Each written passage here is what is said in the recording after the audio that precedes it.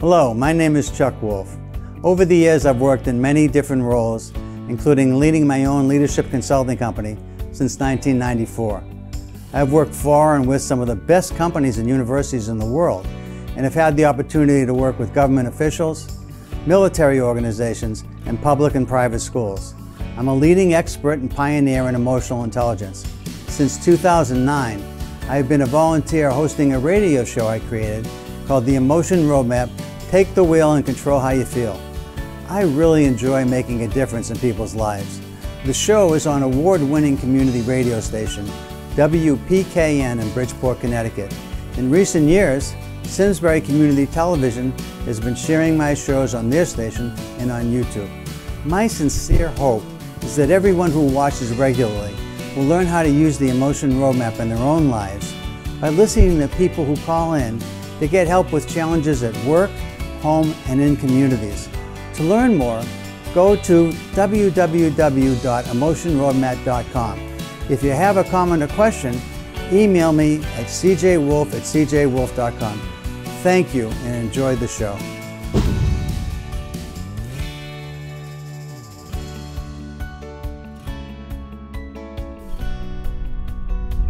Hi, I'm Chuck Wolf, and I have been very privileged over the years to work with a lot of really smart people, and I've tried as best I can to help them learn how to be even smarter about an area that we don't learn a lot about typically growing up, which is this concept called emotional intelligence.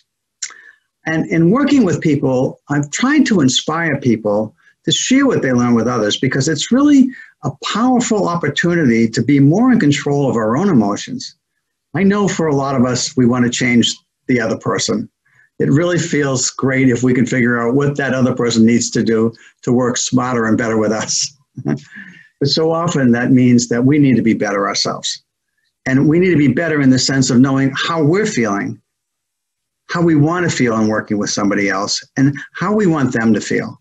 So I created this concept called an emotion roadmap, and the emotion roadmap is all about helping people be smarter about situations where they're concerned about emotions. It's challenging out there. There's a lot of times, particularly the pandemic and in recent times, but every year, new technology, new government regulations, new ideas, new insights, artificial intelligence, so many different things challenge us in multiple ways. And emotionally, we have to adapt. We have to find ways to cope.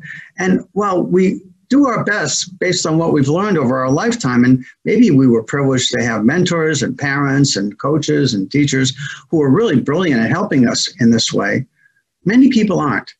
And so if there are some things that the science of emotional intelligence can teach us, and some tools like this emotion roadmap that can be useful, I hope when you listen to this guest that I have, Emily, who I've had a chance to work with, and it's been delightful working with Emily.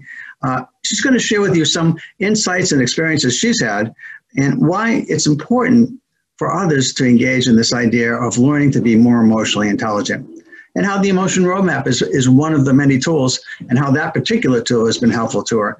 And my goal is for each of you that are listening to want to invest in yourselves. There's no better investment, I don't think, than trying to help yourself be the best version of yourself that you can be. When you step back and you think about, how do I want to show up in life? What do I want people to think about me now? What do I want people to remember about me later? A lot of us have these really grandiose visions of who we want to become. And I think this concept of an emotion roadmap can help you to do that, to be that person you want to be.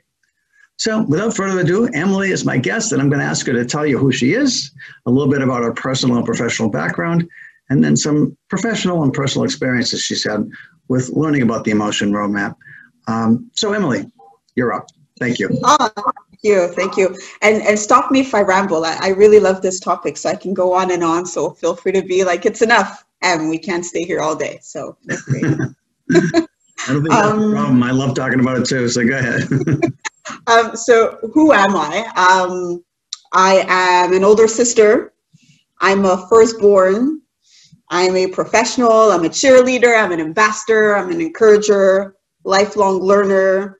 And I keep editing. I keep editing who I am as I progress through life. right? So I add some things and I'll remove and put focus on different things.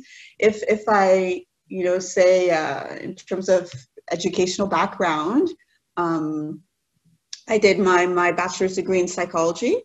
I started out in clinical psychology and migrated into industrial organizational psych because I like supporting structures and systems, and that's interesting to me. Later, I went to get a business degree, a graduate degree in business. And then I said, why not get a graduate degree in HR too? So I went for that.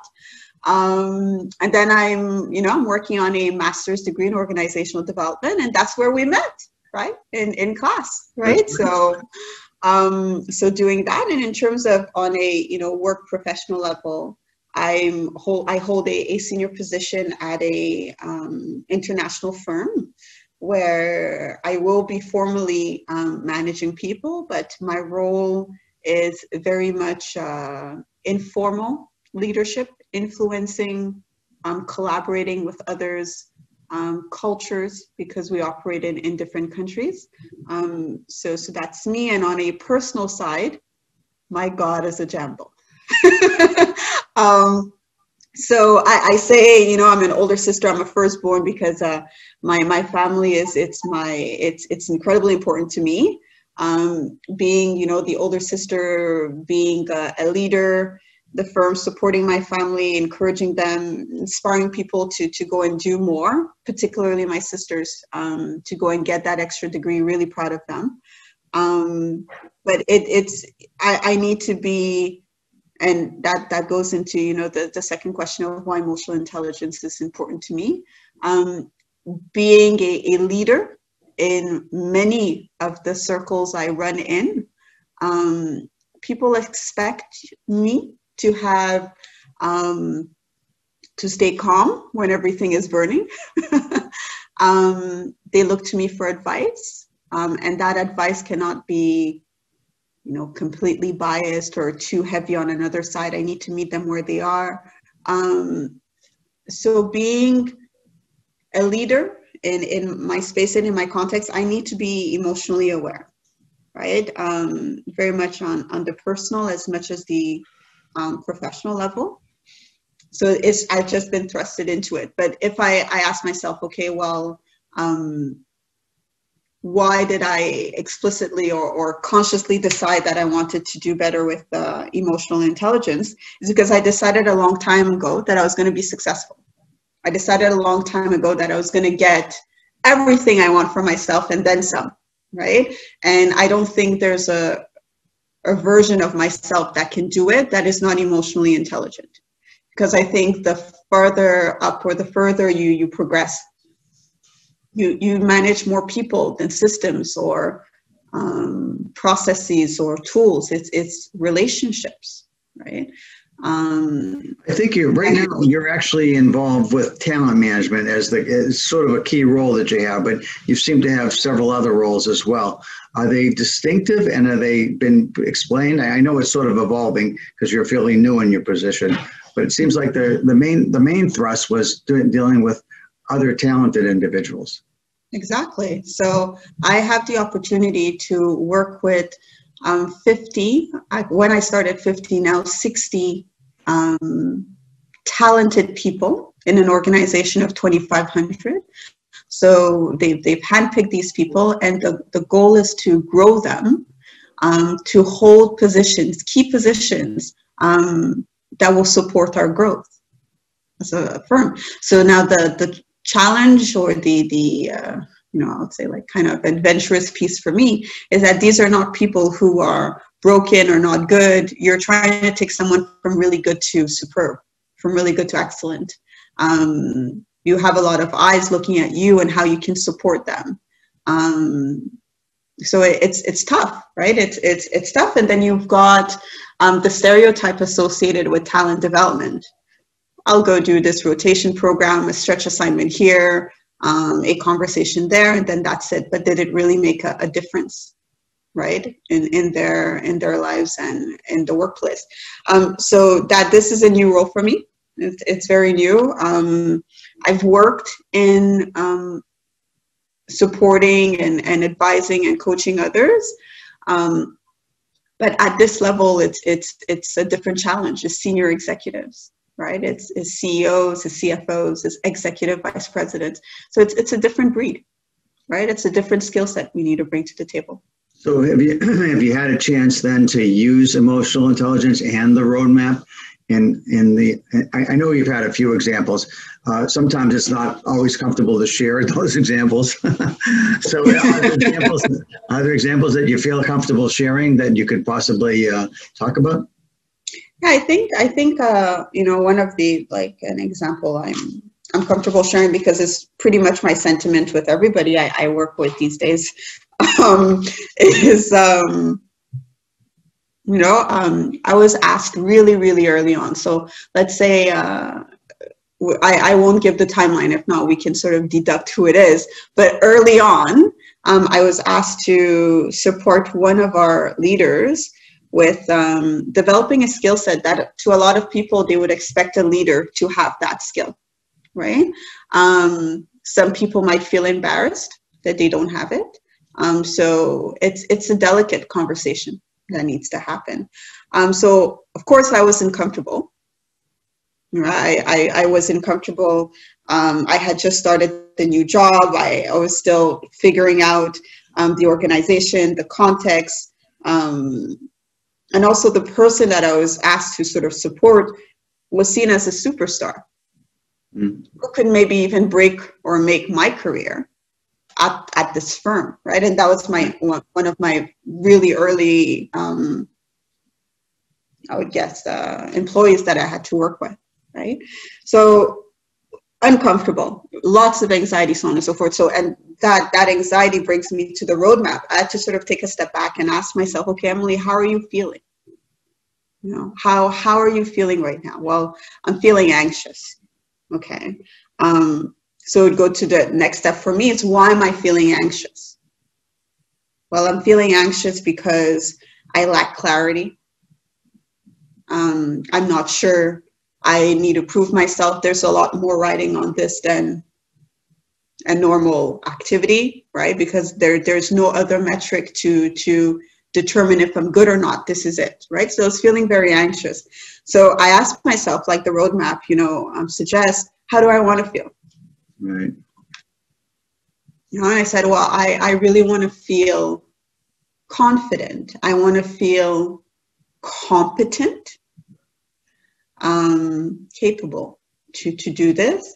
And it might not need to be exceptional, but it needs to be good, right? That's what I need. So then I said, okay, how do I get there? Well, how do I get anywhere? Preparation. That's it for me. It's preparation. So I said, okay, well, how do I prepare? I'm new, so I can't learn everything about the organization in 6 days, right? So I can't get more on context. I don't know who to ask. I don't know if the information I'm getting is real or it's not. So that wasn't helpful for getting more about context. So I went back to the roadmap and I did an exercise that, Chuck, you recommended time and time again, working together is, how is the other person feeling? I decided to take a step back and think, okay, well, how is this person feeling? They put myself in their shoes, right? How are they, well, we'll start there. So how are they feeling? So I said, okay, well, they don't know me, but they're aware that they need to have a developmental conversation with me. Am I a scary person? Do I have the power to affect their future? They might be asking all of these questions. My position is a new role at the company. Right. So they don't know what this position can do. So there must be some anxiety and apprehension. And so I'm like, okay, this is them. This is how they're feeling, potentially. So then I went back to the exercise. How do I want them to feel? Right. She might be feeling all of these things, which is okay, but how I want her to feel is for her to feel acceptance towards me. When we start that conversation, I want her to feel acceptance. Looking at that circumflex, I saw, okay, well, acceptance, from there you can go to trust. And I'm like, I want this person, let's call them Alice. I want Alice to trust me, right? because we can't do development and coaching if that we don't have this baseline. So I'm like, when I start the conversation with this person, I'm going to start at a place where I want them to accept me. And how I do that, whether it's a joke, whether I ask them to talk to me about their work, I don't know what it is, but I need to get them emotionally to accepting me.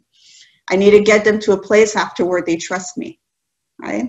And after they trust me, we can have a more open, honest conversation about how we can, what might be the gaps they have identified and where they want to go. Right? And once that's there, I said, I want Alice to feel interest for what I'll propose, right? So, and after that interest, I wanted optimism. Great. Right? So that was my exercise. So I said, I'm feeling anxious, I'm feeling this. But once I took a step back and focused on how Alice might be feeling and what I want Alice to feel, and working on, because I have all this energy, right, that I felt I'm helpless. So knowing what the emotions are and thinking about what question can I ask that will support my case for acceptance. What statement can I say that would give Alice more optimism, and so on and so forth. That was helpful. So by focusing on Alice, by the end, I felt better, right? And irrespective of how that conversation would go, I felt like I did everything that I could. I prepared. Therefore, if it goes well, amazing. But if it doesn't, I have other things to work on preparing next time, but I tried, and that's okay. It's easier to forgive myself when I know I've tried. And you put a reasonably, in your own mind, a reasonable plan together that makes sense, not just based on how you're feeling, but I think it's great. You said acceptance, you said trust, and then interest, and then optimism. So you sort of had almost like a way of thinking about, you can't just get to optimism. You've got to think about that she might be nervous, she might be anxious, she might be upset that she's having this conversation with me. There's a lot of places where she could be that that for her might not be a good place to start. So I think it sounds like it helped you out quite a bit to feel confident and prepared by stopping and stepping back and saying, wait, I don't have a lot of information, but if I stop and just ask myself how she feels and how do I want her to feel and what are some things I can do there, maybe the rest of that information isn't as critical as it might be. It may be great to have it. Mm-hmm. But this feels, and I like to think that sometimes people get really nervous about really important situations like this one, because it seems like, hey, I'm here, this is my first big deal, and I want this to go right, and I don't want to screw it up. But you then worry about being perfect. And what I suggest to people is you want to be good enough. Mm-hmm. You want to be good enough, and don't let that get in the way, because perfect is really hard. You always want to shoot for perfect, but don't punish yourself if you're not, because most of the time we're not. But that doesn't mean we don't try to be perfect. So we do the best we can, and we know what we need is to be good enough. Yeah, I go with awesome, Chuck. I've let go of perfect a while ago. I'm like, awesome. You know what? I'm going to be awesome, right? So a few weeks after that event, how I know, at least in my context, the roadmap works is that I was talking to my boss later, and she told me, Alice told me these words. She's paraphrasing, but she said, I don't know where you found this chick, but she's the best I've ever seen. Oh, that's awesome. That's awesome, right? That's what you wanted to hear. That's awesome. That's awesome. Yeah. So it's that sentence to me, it's the personification of the magic of the roadmap, right? When she said, I don't know where you got her, whatever, I don't think it was, it couldn't be, my understanding of the organization, because I didn't know anything. I was there for 5 minutes. So it's not, but I think what she was impressed with is like the roadmap in action, because that's exactly what I was doing, right? And this is someone who has experience with people. So because they're senior leaders, obviously, right? So it meant a lot. It's something, it meant a lot, right? So I feel that. Thank you for sharing it. No, it's my pleasure. But yeah, with the roadmap, I feel there's a lot learned. And for this is, more on the professional side. But on the personal side, I feel like the roadmap offers structured reflection, a way to take a breath and just sort of think about what you're thinking about, think about what you're feeling, and how that's affecting the world around you. If you're a little bit short with someone, is it because you're in a bad mood? Or is it because a specific event happened? And are you able to tell the difference? Or do you just act on it and move on, kind of thing? You recommended that we check in with ourselves. It was just that we're always feeling something. And one of the ways of getting in touch with how you're feeling is the diary, to ask yourself, what is it I'm feeling at 10:30 when I had some plans for the morning? I'm halfway through my morning, and did I get them done? Probably not. Then how am I feeling about it? And what do I want to do in the next hour and a half before lunchtime? And then again in the afternoon, mid-afternoon, so that you reflect on is the day going to end the way I was hoping it would end? And if it's not, what do I want to make sure I get done? And then finally, the early evening for me is, I know I'm not at work anymore, but in my mind, am I still there? Or have I actually entered my home and my personal space? And am I allowing myself to let go of the day at work so I can have the day at home, or the day at, on a personal level, where I'm thinking about my friends, my family, myself. And so it's just, and not that you need to do that, but it's just interesting because most of the time we don't think about how we're feeling any more than we think about how we're breathing. And what I mean by that is when we're breathing and it's labored because something's happened where we had to run up a set of stairs or something scared us, or, that's what we think about breathing. Otherwise we just breathe. And that's true about feelings too. So we're really not in touch with feelings until something's a problem.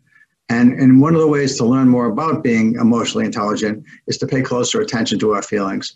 Because as we learn to understand how our feelings influence our thoughts, influence our behaviors, we gain more control. That portion about doing it frequently, 3 times. I think I tried it 5 times because I could be an overachiever. But what that brought to light was I didn't have much range, right? How I felt when I did my check-ins for a long time didn't matter. Didn't matter how I felt, right? It didn't matter if I was tired. It didn't matter if I was angry. It didn't matter if I lacked interest. I was going to do it because I decided I was going to do it, right? And doing the check-ins, I could see, tired, frustrated, whatever, but it didn't matter. It was going to happen. And, when I look at my history and the things that, I had to overcome to get to where I am now, which I'm very happy with where I am now and the people I've surrounded myself with. But to get that, it meant I had to compartmentalize. So the emotion roadmap, ultimately, like I said, it highlighted, that, hey, there isn't so much nuance. The Plutchik circumflex also highlighted that there's maybe 4 or 5 emotions that I tend to sort of harp on, and I don't really explore the others. So I felt that was very interesting. So I feel the emotion roadmap for someone who is looking to self-develop, can offer introspection, but in a healthier way than to just, focus and now you feel miserable. No, you can actually do some introspection and create a list of action items that can help you. Which brings me to, something very important that's mentioned is, are you willing? Right. So after I did my sort of assessment is, Emily, am I willing to work on it? Am I willing to change? And if I'm not, let's stop doing it. Because you're going to feel worse about yourself. But yeah, it's so there you go. So big takeaways. Am I willing? When I go through the emotion roadmap, remind myself that not everybody's going to go through it at the same pace as me. Meet people where they are. And yeah, I can give myself permission to feel. It's really wonderful. It's a really good tool. I encourage everyone to try, right? And to make a lot of mistakes and to try again, right? And to be patient with themselves as they try. And that's, my parting words on this. Voilà. Thank you so much, Emily. I really appreciate it. And one of the things that struck me about this is you're somebody that embraced this the moment you and I met, because I was a guest speaker in a classroom with a professor that's a friend of mine who invited me up to speak. And it was really nice to meet you because you had the most questions of anybody in the class. You're sort of passionate and interested in this. And not everybody does. I mean, as you said, you've got to meet people where they are. And some people aren't going to come to this as quick as you did. But I'm hoping that your conversations with several others that we work with together in the summertime are going to inspire people to want to learn more for themselves. That's the goal. And I hope everybody learns to generate this concept of managing emotions internally inside yourself better. And it helps you be smarter, and it helps make your life more a positive, meaningful difference in your life, because you've learned how to understand what's going on inside of you and how to deal with it more successfully. That's the goal here. So Emily, thank you so much for being part of it. Thank you for having me. Thank you. Hi, I'm Chuck Wolf, and I have the opportunity to present to you a few clients that I've had the wonderful opportunity to work with. And I'll be introducing them in a moment. But I want to talk a little bit about why we're doing this session this morning. The idea of emotional intelligence is out there, and a lot of people have heard about it, learned a little bit about it, but mostly it seems people think of it as a theory, an academic theory, or it simply means about being nicer to people, which of course in part it does, but it's also much more than that. And the idea of using emotional intelligence to make your life better, whether it's at home or at work, in your community somehow, it's incredibly powerful. And I think the science and the art of emotional intelligence is something that everybody should be learning more about as much as you can, really. And I want to demonstrate that by having you listen to the people that have just gone through an experience with me over several months where we've learned about our emotional abilities. So in a moment, as I said, I'd like to introduce you to Lois and to Tamara and to Robert, and each of them run their own businesses, but I'll say just a little bit about all of them.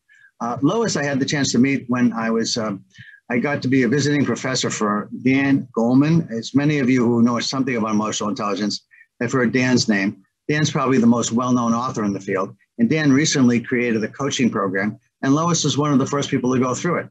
And I had the good fortune of being a colleague of Dan's and friendly with Dan, and I had the chance to go down and introduce the knowledge and the experience of teaching people how to use the emotion roadmap. And Lois is an interesting person to work with, in part because she went through Dan's entire program and then came on and worked with me on the emotion roadmap with a much deeper dive. And so this is a chance to listen about how I think what I've created is a useful tool for actually working with your emotions to manage them more effectively and to be able to influence others. So while a lot of programs that you might attend will teach you about your abilities in some ways, they don't necessarily teach you what to do different. And the emotion roadmap gives you a technique, methodology to do something different. And then Tamara I met in a very interesting circumstance, because through LinkedIn, as many of you probably have experienced, you find connections, and sometimes those connections materialize into actual work. And Kathy, a Vistage consultant who has worked with Tamara and her brother, was looking for someone to help with their business. A leadership coach who also had family systems training. And years ago, I used to be a family therapist. And so it was interesting to come in and meet James and Tamara and find that, yes, the skill set I have does seem to lend itself to the kinds of circumstances that they were facing. And so I've been working with Tamara in multiple ways. And in part, she went through this experience of learning about this MESCIT, the Mayer-Salve Crucial Emotional Intelligence Test that measures abilities, and then also as a coach, I've been working with Tamara as well. And Robert, I got to know because of his dad. Don Weintraub has been a friend of mine for a lot of years. We hadn't been in touch for a while, but again, I saw something that Don was doing, and I wrote him in LinkedIn that prompted me to think, hey, I ought to drop Don a note. And in talking with Don, we began talking not only about our own lives, but about our children's lives. And Robert is Don's son, and Robert's doing some really interesting things with people on the spectrum, if you will, and he can tell you more about that. But I thought, well, people on the spectrum often have a tremendous amount of difficulty with emotions, managing their own emotions and interacting with others. And I thought it might be interesting to talk to him just about the work that I'm doing and whether it might lend itself to that. And so in talking with Robert, we connected and seemed like a really good connection. And then since that moment, we've done some work together, and hopefully some of those things are helping Robert's clientele as well as Robert. And so that's it. So I'm going to now turn this over to Lois as the first person I met to talk a little bit about herself, a little bit about what she learned. Then it'll be followed by Tamara, then by Robert, and then just a little conversation amongst ourselves. So I hope you find this useful and practical and helpful in understanding how emotional intelligence can help you, as well as how it's helping the people that I've been working with. So Lois, you're up. All right. Thank you for having us today, Chuck. And it is a pleasure to get to talk about my experience and tell you a little bit about me. So I think you mentioned earlier about being a business owner. I own 3 different businesses, of which I'm all president of all 3. And one of them is a original equipment manufacturer distributor. And then the other one is a service company. We're a water treatment company. So we're taking care of your water and safeguarding your water. And then the third business is a coaching business. So I do executive coaching and help people with their culture.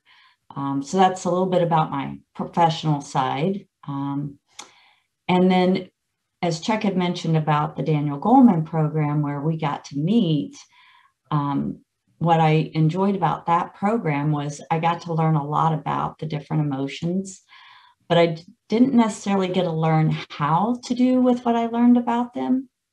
So going through this program with Chuck has given me a tool, a methodology, a process to be able to say, identify how I'm feeling, and if it is ideal or if it's not ideal, what would be ideal and how can I get there?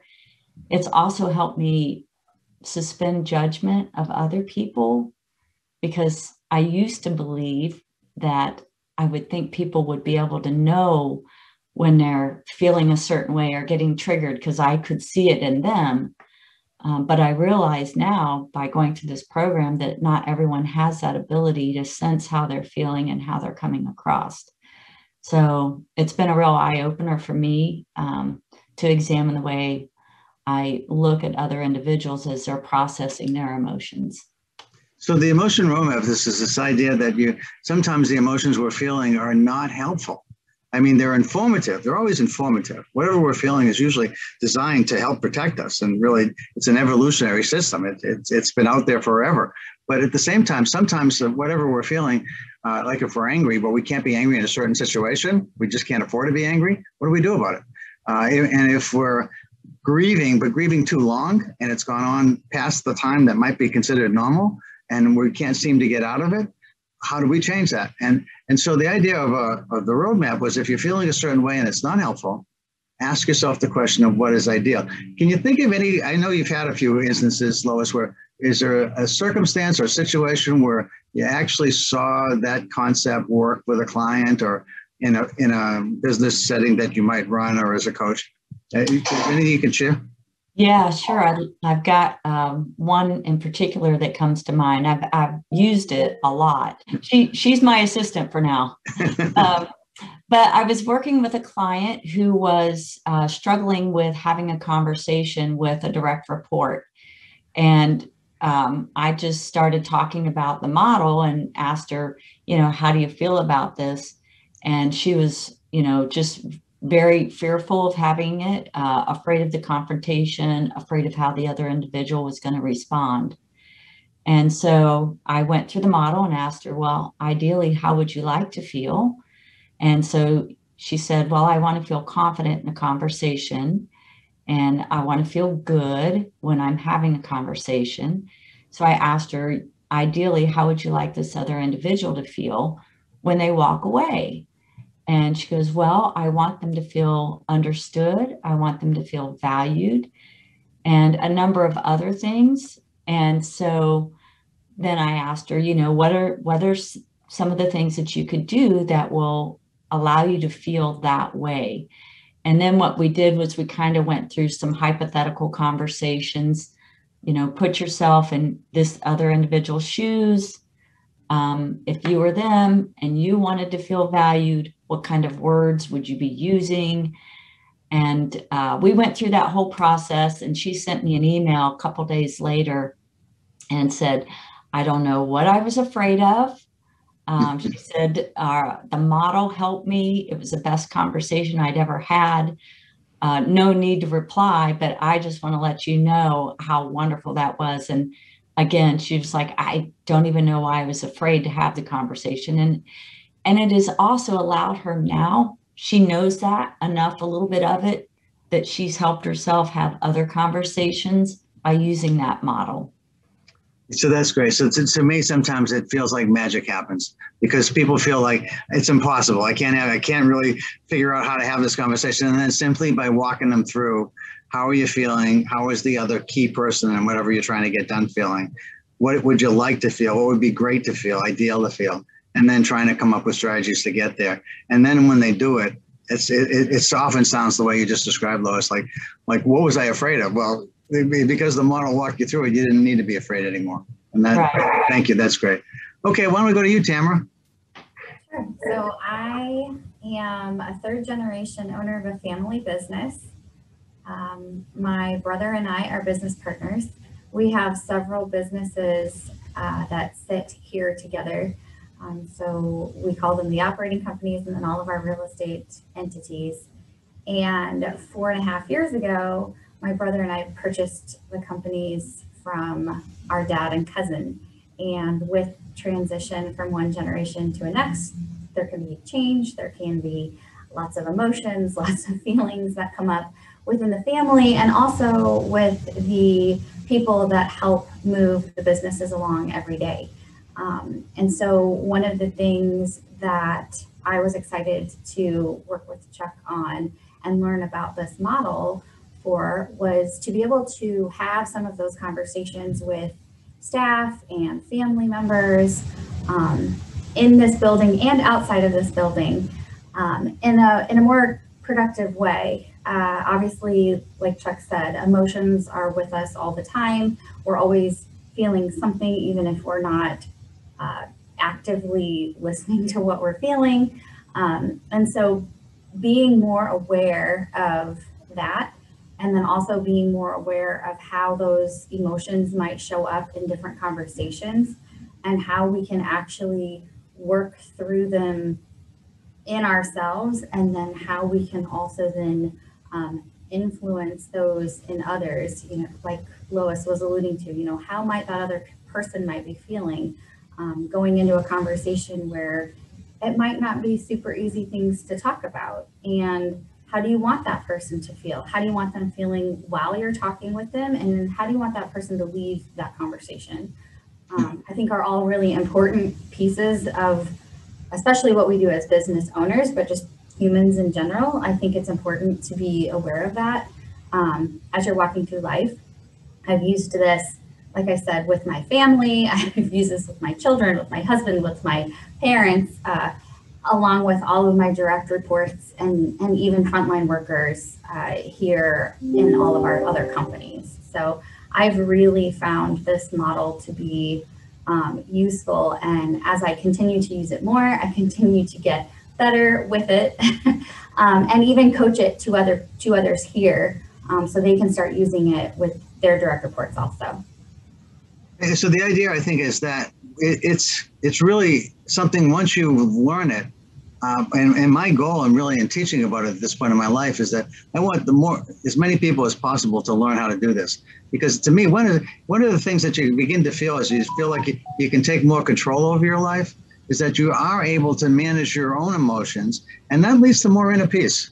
And I think if you have more inner peace, less questions in your own head about life, and more understanding and recognition of life isn't perfect, but it's sort of how you deal with the ups and downs that really translate into whether or not you're going to be effective in getting through life in a beneficial way where you can be helpful to yourself and to others.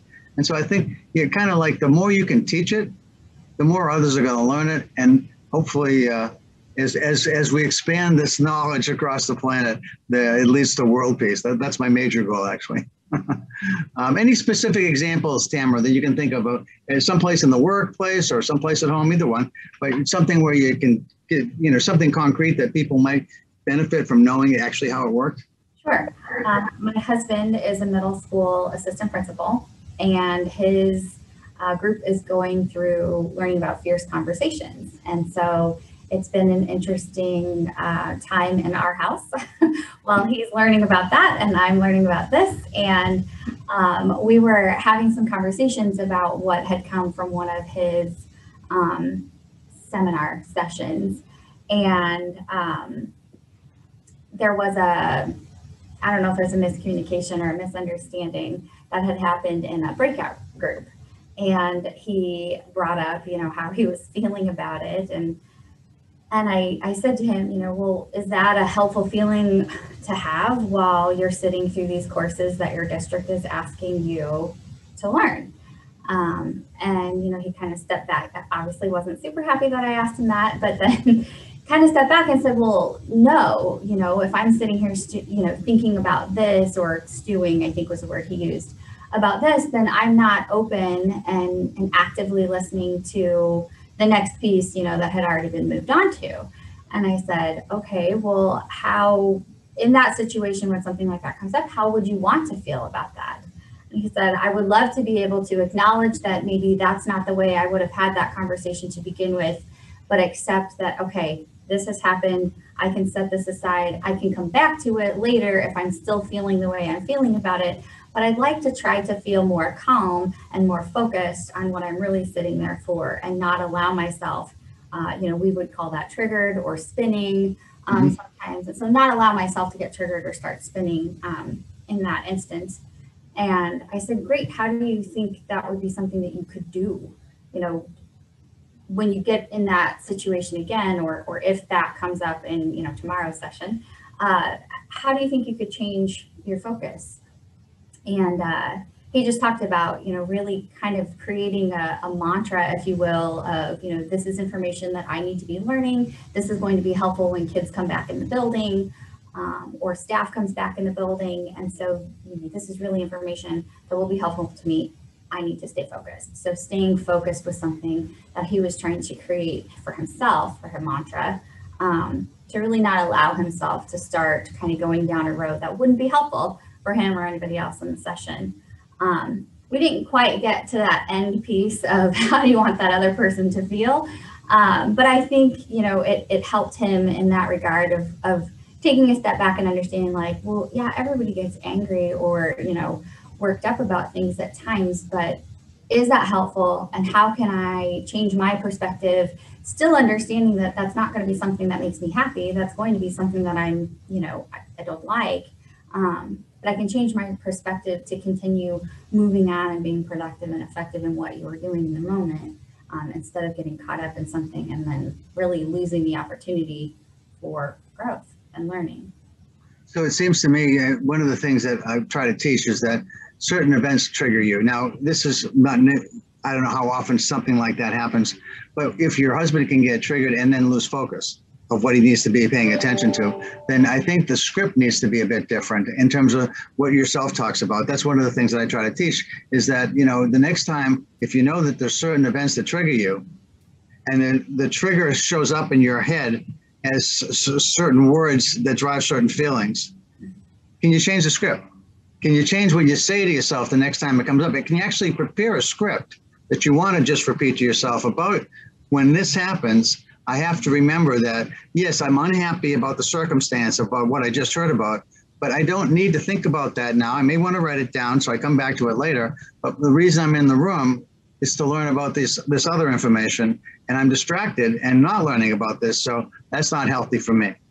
If I want to talk to the other person about the situation that I thought was problematic, I need to set that aside and do that outside of the class that I'm learning. You know, I mean, it could be anything. It could be something at home with, you know, where do we have triggers? Well, we have them with our siblings. We have them with our spouses, our partners, our business partners, with certain people at work, with certain things that just happen almost on automatic, like when somebody taps your knee.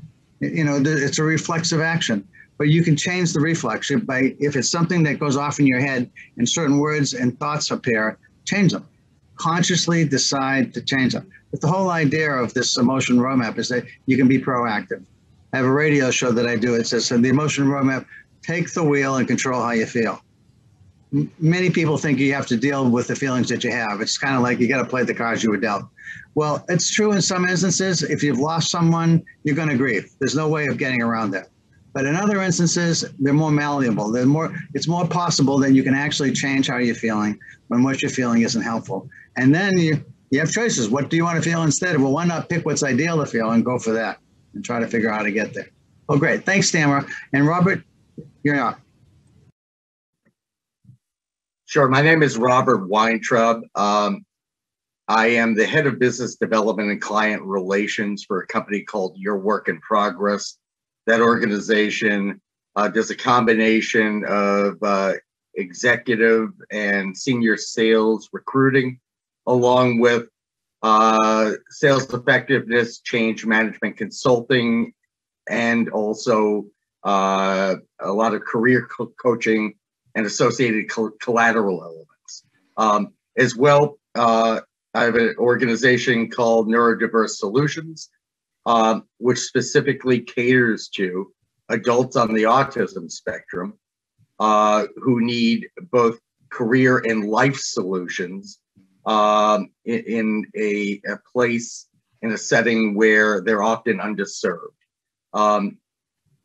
This experience for me, it's kind of multifaceted, but it came at a time in my life where I really didn't recognize just how much help on a personal and a professional level I might have needed. One gets caught up in this day and age, kind of the quote unquote post-COVID now era that's being spoken about, and everything that's associated with it has had a huge impact on everyone, and certainly me myself. This experience has not only allowed me to meet some wonderful, successful people like Tamara, Lois, and Chuck. I've been able to get beyond some of my own narcissism, some of my own delusions of grandeur, to be quite honest, to realize a bit more about who and what I am and how meaningful that could then be to other people, especially those who I work with on the spectrum, who are in a lot of ways very similar to me and just need that added edge and that attaboy or a girl to get where they want to go. So for me, this has been just a fantastic opportunity to get a bit more self-understanding, to learn from others, and to be able to not only apply it in the workplace, but also in my own personal life as well. Thanks, Robert. Do you have something, again, another specific example of something that may have happened in the workplace that you could share with either of the companies or any of the people? Yeah, sure. Considering the fact, well, there's a couple of very quick things. It's been life impacting because Your Work in Progress is a founder-run organization. The two founders happen to be my father and myself. So just being able to have the conversation about this experience with him has been a bit of a game changer as far as trying to move a company forward, but also where the applications can be substantive for our clients. That's been meaningful. But I think in some ways, even more importantly, with what I would consider to be my passion project, Neurodiverse Solutions, I've been able to work with, you know, what I would call my primary candidate, albeit they're all great. A gentleman named Robert Halenda. And being able to go through this experience and once a week, if not more, share not only what we've spoke about, what I've been able to learn, but how it could impact his life, how it can potentially apply directly to his career, what he aspires to be moving forward. And it's been impactful, meaningful. And for a person, and my client, Robert, would not have an issue with me saying this, for a person who struggles with his own emotions, but really more his ability to articulate them, kind of going through this experience through me by proxy has been one of the most meaningful situations, things that he's ever gone through in his life. So it's just been great across the board, and I'm thankful. You know, it's so nice because one of the things that I really value is to try to make a meaningful, positive difference in people's lives if I can.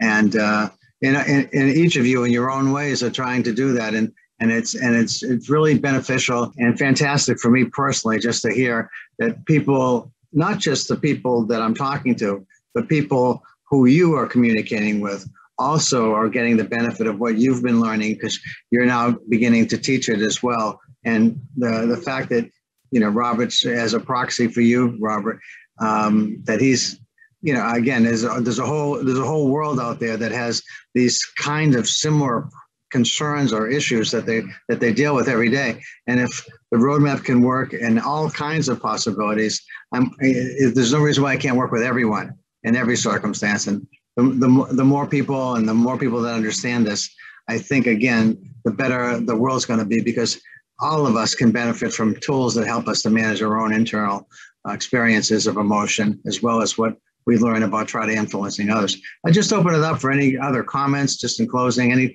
any other thoughts any of you might want to share in closing?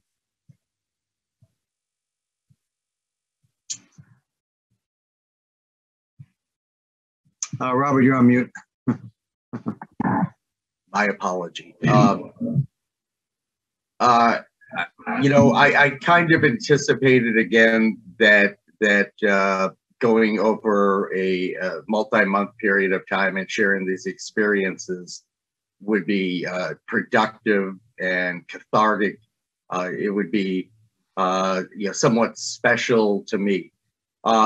Through kind of a combination of business and professional things, I don't think that I ever knew how meaningful it might be.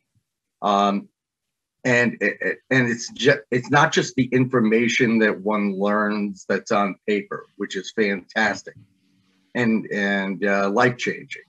It's this experience, this personal/professional experience that we've all been able to go through that's meant so very much to me.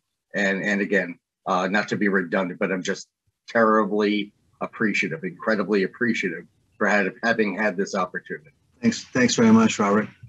Anything else? I would echo Robert. I think the experience over multiple weeks of meeting and, you know, having coursework, if you will, you know, or actual lessons to go through, but then all of the extra that comes along with it, right? The really being able to walk away from a session with this group of people and put it to use is, it's amazing. And that's where you see it really come to life.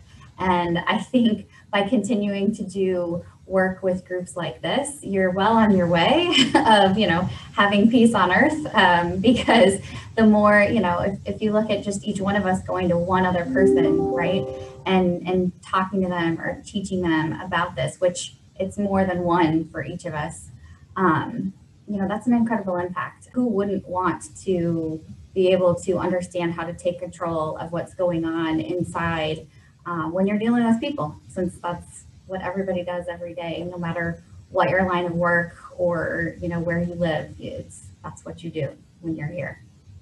Thanks, Tamara. Oh, so you want to close it out? Yeah, I'd also like to echo on what they've just shared as well. I mean, the whole experience, given the amount of time that we've been meeting, it's been several months. And one, we've been able to be very vulnerable and share as a group. When we first came together, we were complete strangers. We had the one common denominator of Chuck. It's more than just like reading what the content is, but then you get to actually go and take it out and apply it and then come back and share, and you learn more from that. And it's been a game changer for me. I've been using it with my grandkids. They're little and they'll, how are you feeling right now? And how would you like to feel? How do you think your sister feels right now? How would you like your sister to feel? And it really helps them stop and think about their own behavior and whatever's driving their little body. And sometimes they're like, I don't know how I feel, so I think introducing it to at a very young age and having that language and just talking about it, because for me, and I don't know about the rest of you, it's not something we were necessarily taught like to pay attention to. We go to school and we have our curriculum, everything we learn there, reading and math and history, but we haven't really had a platform to help us learn about our emotions, which really is, to me, like a barometer telling you something that's going on in your world. It's definitely been a game changer, and I would highly recommend it to anyone.